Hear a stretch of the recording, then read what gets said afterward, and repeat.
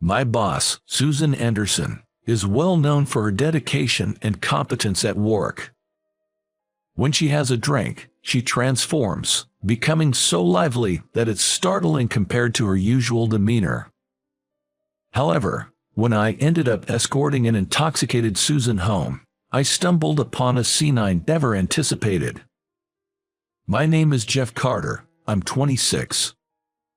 I'd been reassigned to a new department after working for a few years at this company, and I was having a hard time adapting to the unfamiliar tasks. "Jeff, you've made a mistake here." Guiding me through my tasks was the notoriously stern Miss Susan Anderson. At 37, she has an age-defying beauty, which captivates all the newcomers. "You've made this mistake twice now. Can you try not to make me repeat myself? I'm sorry." With her icy stare and sharp words, any glimmer of hope quickly faded away. But there are a few employees who find her harsh demeanor rather appealing. I, who have a burning desire to quickly adapt to my job, never viewed Susan as others did, as a member of the opposite sex. I lost my father at a young age, and my mother single-handedly raised me and my brother. I joined this Fortune 500 company, aspiring to repay my mom, even just a little. For this reason, I want to prove myself at work as soon as possible. Given this drive, I don't have the luxury to spare any special feelings towards my female coworkers. What's more exciting to me is the fact that Susan, one of the company's top 10 employees, has agreed to mentor me. This is my opportunity to learn and absorb all I can from her. Her strict training is challenging. It makes me want to run away sometimes, but I was brimming with determination. A few months had passed since my transfer to the new department. Just as I was beginning to adapt to my work, Susan and I were invited to a client dinner. Apparently, Susan can handle her liquor, and she becomes exceptionally lively when she drinks, always managing to enliven the atmosphere. The client seemed to enjoy Susan's company quite a bit. As her direct subordinate, I was also invited, and we were exchanging toasts over some exquisite meal. "Let's drink more. Susan, I'll drink on your behalf." At the restaurant owner's announcement about a new spirit, we decided to try it, and Susan seemed to be getting tipsier than usual. She must have been exhausted from her constant grind at work. The client, fond of Susan, kept refilling her glass relentlessly. "Pour me another." Energized, Susan was drinking at a faster pace. Although she appeared to be having fun, I didn't miss the moments when she looked worn out. "Let me have that drink, please." Since I'm a seasoned drinker, I started taking the drinks intended for Susan. The client seemed to be comprised of heavy drinkers, and once they realized that I could hold my liquor, they enthusiastically began serving me. I felt like I was drowning in the endless rounds of toasts. Susan, incessantly chatting next to me, was a stark contrast to her usual stern self at the office. Work is my life. From personal hobbies to a passion for her work. She just couldn't stop talking. But it wasn't just about herself, she was also good at engaging others in the conversation and listening. She was an eloquent speaker and a good listener. This was the phrase that came to my mind watching her. The clients left expressing their satisfaction, as they usually do, after having a delightful evening. After watching them until they disappeared from sight, suddenly, she slumped over as if the tension had left her, saying, "Sorry, I can't anymore," and hung her head low to the ground. I ended up with the responsibility of getting a tipsy Susan safely home. "Susan, is this the right place?" "You got it, probably. Wait, over there, I don't know." Ha ha ha. "Which one is it?" Since her apartment was within walking distance, I supported her staggering steps for about half an hour. Here, welcome to my castle." She giggled, pointing to her new apartment building. We finally arrived. Opening the door and seeing Susan collapse in the entryway, I was worried she might just fall asleep there. "Susan, you'll catch a cold if you sleep here. Is it okay if I carry you to your room?" Worried about her leaving the door unlocked, I waited for her to nod before entering. "Excuse me." But the moment I entered the room, I couldn't believe my eyes. That's because clothes and books were strewn about the floor, and garbage was left on the table. "Ah, sorry, it's messy, right? I think so too." "Jeff, take a seat. Have some coffee or something.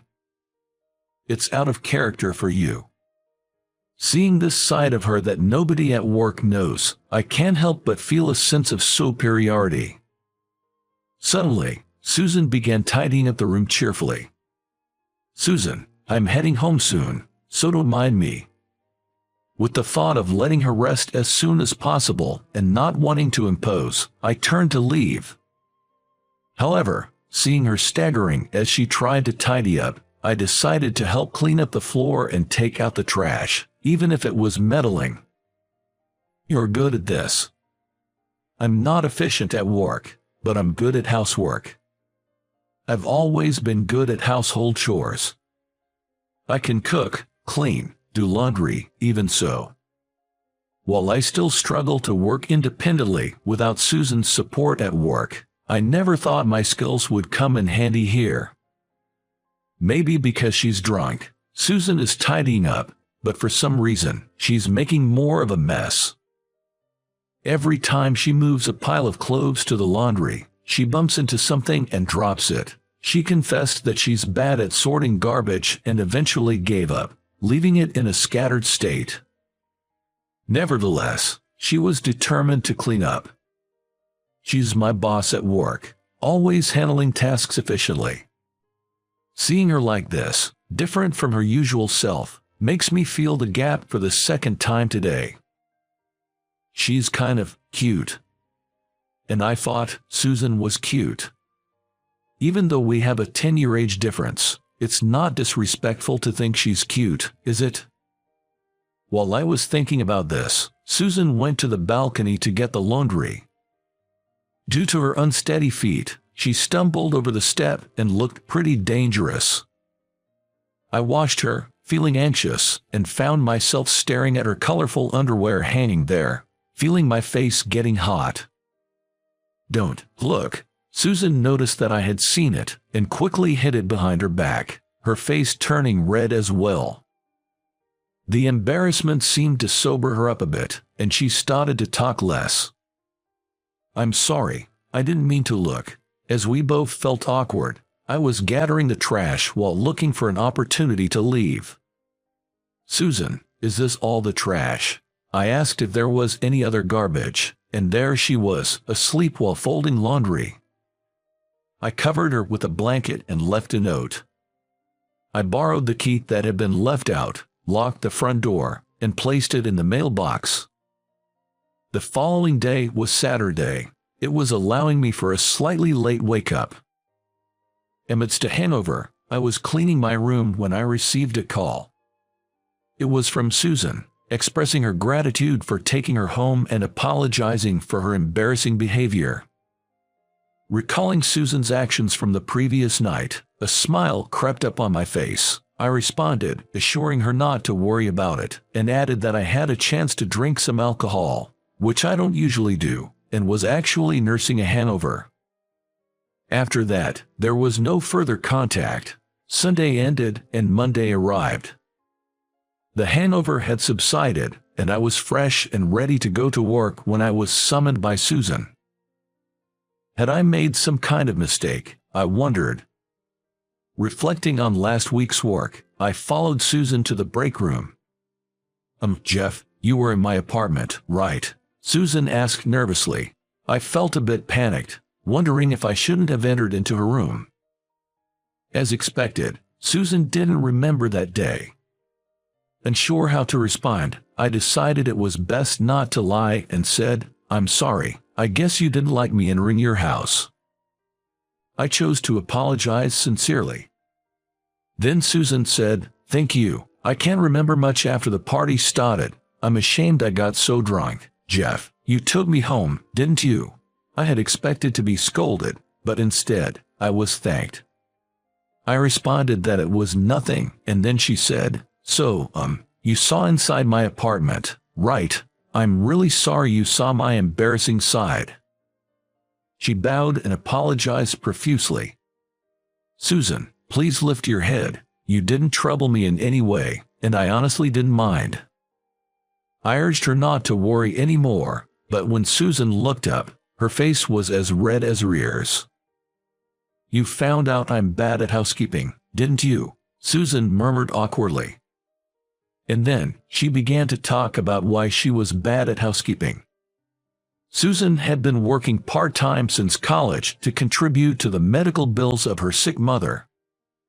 She and her father had been working to pay for living and medical expenses, while her sister helped with the housework. So, I've always been indifferent to housework, and even now, I can't shake that habit. Even though I can handle work, I'm terrible at housekeeping. Susan shared her life story, looking sad. I didn't understand why she was telling me this, but when she laughed and said that all her previous partners broke up with her because she couldn't do housework, I couldn't help but interrupt.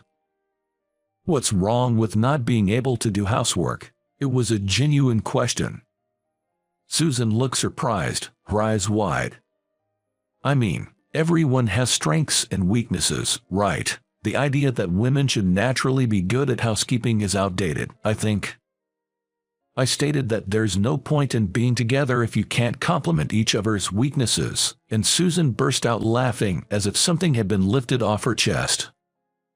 "Jeff, thank you." A beautiful smile and words of thanks. From that time, I began to notice Susan. Then one day, Susan fell ill and had to take the day off. We had an urgent project going on, and a colleague named Mark stepped in to help. Mark, 36, had recently married a younger woman and was boasting about it. While the rest of the staff were busy with their work, he kept talking about himself. "You know, I actually dated Susan." My hand stopped for a moment at his words, and I forgot to breathe. "But Susan, she acts like a competent woman at work, but she's utterly hopeless at housekeeping." After boasting about his marriage, Mark started bad-mouthing Susan. Honestly, I had no idea what he was trying to say. Don't you think it's inconceivable for a woman to be incapable of doing housework? When Mark burst into hearty laughter after saying this, everyone in the room felt a sense of repulsion. Susan always worked harder than anyone else, and she shamefully admitted to me that she wasn't very good at housework. When she admitted this and felt sorry, she made a sad smile. Because I knew this side of Susan, I could not accept Mark's remark, so I objected. "What's wrong with a woman who can't do housework?" Surprised and annoyed by my sudden opposition, Mark's face twisted. However, when the other employees also started voicing their objections, he had no choice but to retreat back to his department with a disgruntled look. After work, I decided to check on Susan. "Susan, it's me, Jeff," I said, greeting her through the intercom. Susan, who looked wary, opened the door for me. "Jeff, what's up? Did something go wrong at work?" Assuming that I came to consult her about work, I told her that wasn't the case, and that I came to visit her. Apologizing for the mess, she let me in. "Susan, can you eat anything?" She had recovered from her fever but still felt quite drained.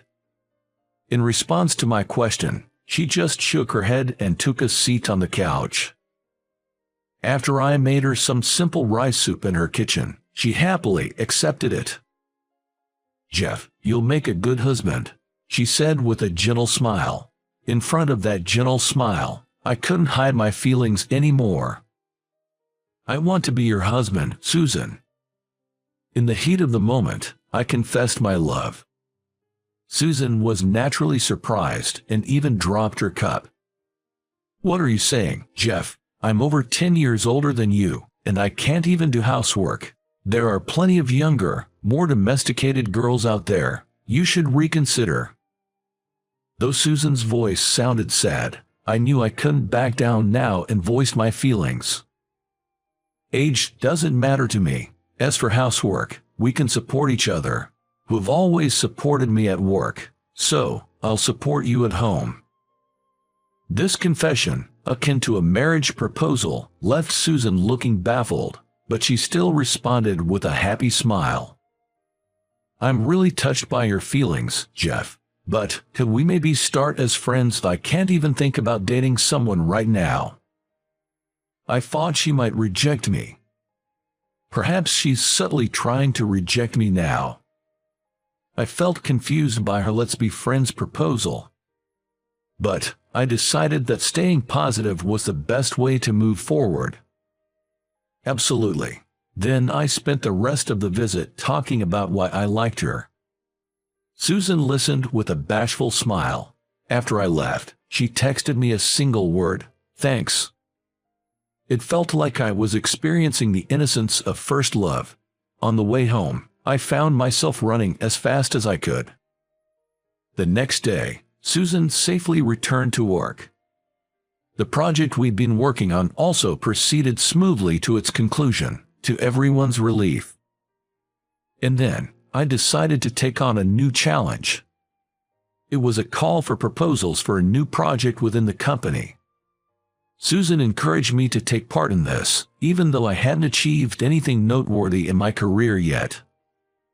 After my father died from an illness, my mother raised me and my brother on her own. I wanted to repay her kindness in some way. If my proposal was accepted, I felt I could do something meaningful. Under Susan's guidance, I worked hard on this. The new project I proposed focused on providing emotional care for people who were caring for sick family members. Given that our company had connections with healthcare institutions, I thought we could do something meaningful for them. The pain that the individual and their family go through is immeasurable. I've seen this pain firsthand. I still vividly remember my mom crying in secret when she found out about my dad's illness. Unfortunately, my dad passed away. Even though I couldn't save them, I wanted to be there for them, to support them. My new project proposal, with all these emotions, won the CEO's award. "Congratulations, Jeff," Susan said as she brought a cake to celebrate, her eyes filled with joy. "This is all thanks to you, Susan." "Thank you," I said, taking the cake, hiding my shyness. "What's this? Are you two an item?" Mark walked in, teasing us. Upon seeing Susan, Mark snorted in amusement and turned to me. "Stay away from Susan. She can't even do household chores. You'll be fed up soon." "I know, because I broke up with her for that," he said, laughing and insulting Susan. Susan was about to retaliate, but I stepped in between them.